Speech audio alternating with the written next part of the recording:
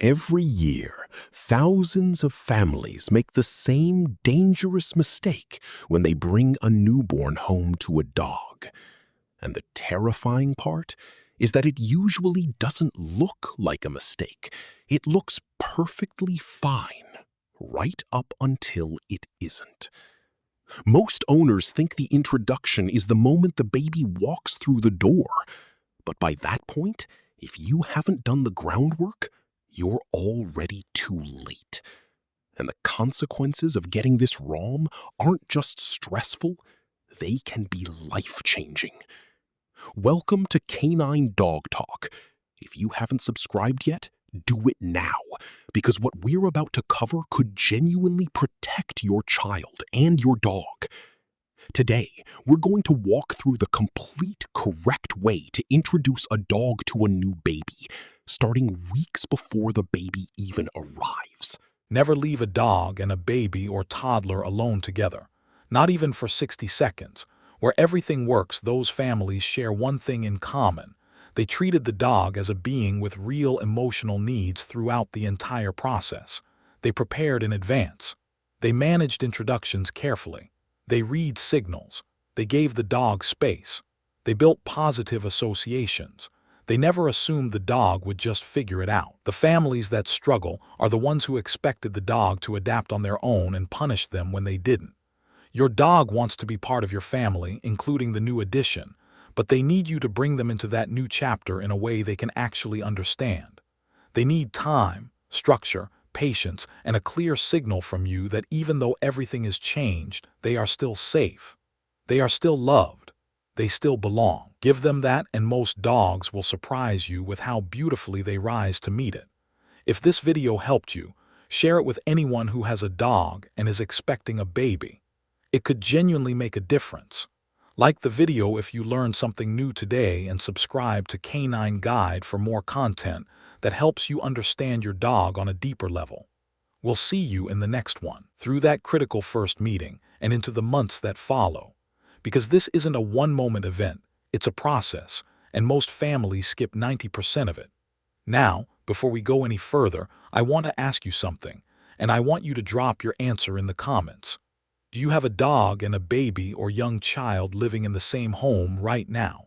Tell me below, because your experience might help someone else watching this video. Let's start with a truth that might surprise you. Your dog has been reading your household for years. They know your schedule, your moods, your routines. They know what time you wake up. They know when you're stressed before you even realize it yourself. They are extraordinarily tuned into the rhythm of your home. And when a baby arrives, that rhythm doesn't just change a little, it gets completely shattered. The sounds are different. The smells are overwhelming. You're sleeping at strange hours. Visitors are coming and going. Your attention, the attention your dog has counted on every single day, suddenly disappears. And your dog has no framework to understand why. This is where the problems begin. Not with aggression, not with jealousy in the way humans experience it, but with stress, confusion, and anxiety that builds quietly under the surface until it eventually has to go somewhere. So, let's talk about what you should actually be doing, and most owners never do in the weeks before the baby comes home. The first thing you need to understand is that your dog needs to be prepared for a completely new sensory world. Babies smell unlike anything your dog has ever encountered. The combination of formula, baby powder, diapers, lotions, and the unique biological scent of a newborn is genuinely foreign to a dog's nose. And remember, your dog experiences the world primarily through smell. Introducing an entirely unfamiliar scent without any warning is like someone suddenly speaking to you in a language you've never heard and expect you to be completely calm about it. What you should be doing weeks in advance is bringing items from the hospital nursery home before the baby arrives. A blanket, a hat, anything that carries the baby's scent. Let your dog sniff it calmly in a neutral setting with no pressure and no forced interaction.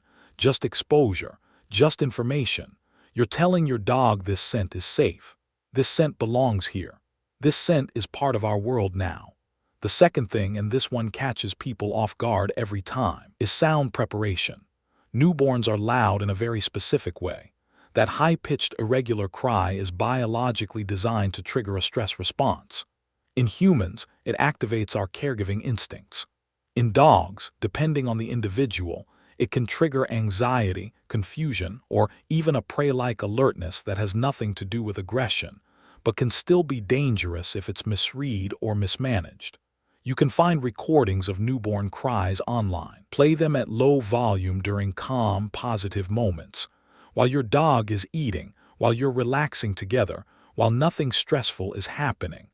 Gradually increase the volume over several days. You are teaching your dog's nervous system that this sound is normal, that it doesn't require a response, that it's just part of the background of your home. Again, almost no one does this, and then they're shocked when their dog paces nervously every time the baby cries. Now, here's something that might be uncomfortable to hear, but it's one of the most important things in this entire video.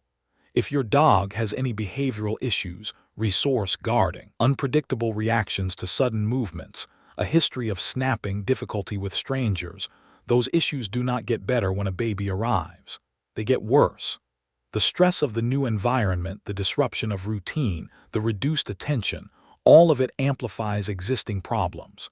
If your dog has any of these tendencies, please work with a qualified behaviorist before the baby comes home, not after something happens before. This isn't about doubting your dog. It's about being responsible. The dogs most likely to have an incident with a child are not the ones with a history of obvious aggression. They're the ones who have been giving subtle warning signals for years that their owners never learned to read. Signals we'll come back to in just a moment. Let's talk about the routine changes, because this is another area where families make serious mistakes without realizing it. When a baby is coming, most dog owners suddenly change everything. The dog who used to sleep in the bedroom gets locked out. The dog who used to have a long morning walk now gets 5 minutes in the backyard. The dog who used to be on the furniture is suddenly not allowed anywhere near the couch. And all of these changes happen at once, right when the baby arrives. From your dog's perspective, the baby caused all of this. The baby is the reason everything they loved disappeared overnight. You don't want your dog to associate the baby with loss. You want them to associate the baby with good things. So, if boundaries need to change, and sometimes they do, start making those changes weeks before the baby comes home, not the day you walk through the door. Gradually adjust the routine now. If the bedroom is going to be off limits, start that boundary now. If morning walks are going to get shorter, start making them shorter now. Give your dog time to adapt before the baby is part of the equation. Now, let's talk about the moment everyone is nervous about. The actual first introduction. This is the part where most families make the single biggest mistake of the entire process. They walk in the door holding the baby and immediately bring the dog over to meet them. Everyone's watching. Everyone's anxious. The dog can feel every bit of that energy. And a tense, overexcited first meeting is the worst possible way to start this relationship. Here's what should actually happen. When you come home from the hospital for the first time, one parent should come inside first without the baby and greet the dog. Let them settle. Let them burn off that initial excitement of you being home after a few days away. Give them a few minutes to just be glad you're back. Then, bring the baby inside calmly. Don't make it a big announcement. Don't gather everyone around. Just bring the baby in as if this is completely normal because you want your dog to believe that it is. Allow your dog to approach on their own terms. Do not force the interaction. Do not push your dog's nose toward the baby. Do not hold the baby down low for an immediate sniff. Let your dog observe from a distance first. Let them take in the scent from across the room. Let them choose when they want to come closer.